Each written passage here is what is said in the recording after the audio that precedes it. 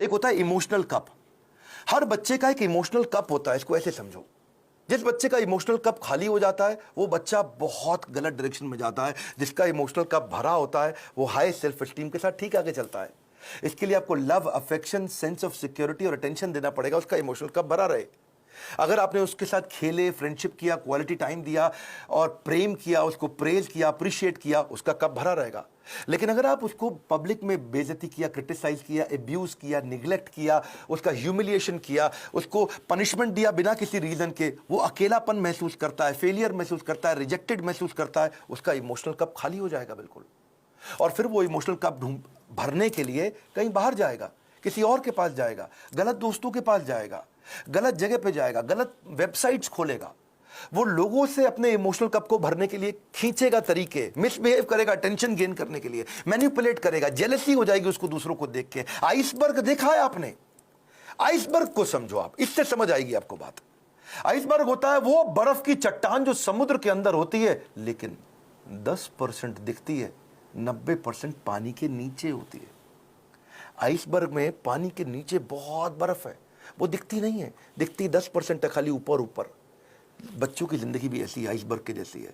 अगर उनका एंगर, उनका स्क्रीमिंग, वो चिल्ला रहा है, वो कोई बात छुपा रहा है, वो वायलेंट हो गया है, अग्रेसिव हो गया है, वो रो रहा है, ये खाली 10% ऊपर दिख रहा है, इसके नीचे 90% बहुत कुछ था।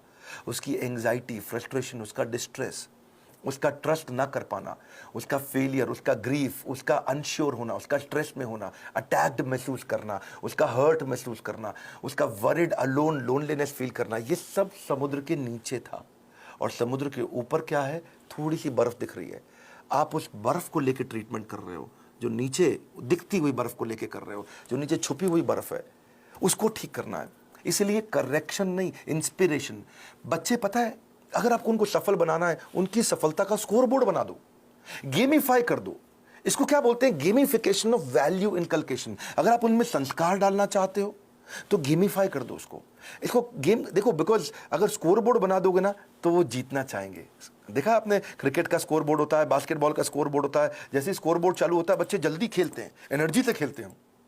जब टेस्ट प्रैक्टिस मैच होता, क्रिकेट में भी पहली बॉल प्रैक्टिस बॉल फेंकते, सुना आपने?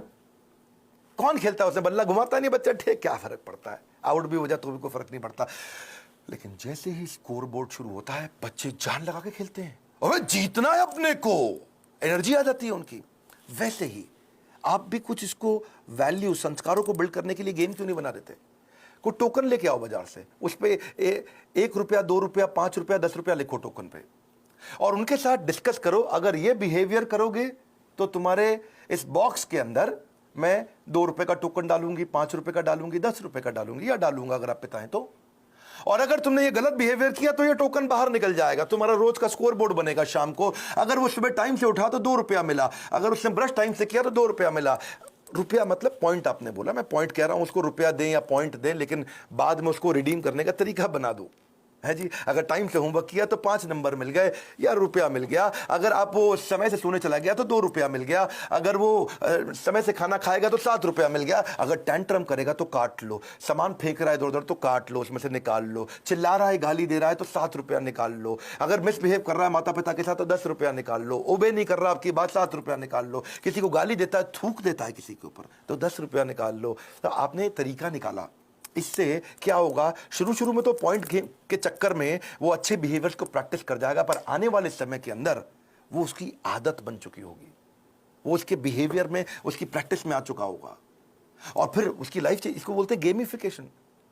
बच्चे को अकेला मत छोड़ो, इतना बच्चों के आंसू ना कड़वे होते हैं, उन्हें मीठा करना है आपको। उसकी जिज्ञासा गहरी होती है, उसको शांत करना है। उसका दुख बहुत तीव्र होता है, इससे उससे ले लो। उसका हृदय कोमल है, उसे कठोर मत बनाओ। Your children will become what you are, so be what you want them to be. बड़ी सिंपल सी बात है भैया। अगर आप दोनों का आपस में झगड़ा भी है, पति पत्नी का, बच्चों के लिए सुलझा लो। आओ साथ में बैठो, बात करो, प्यार करो दूसरे को, ताकि बच्चे का जीवन सुरक्षित हो सके।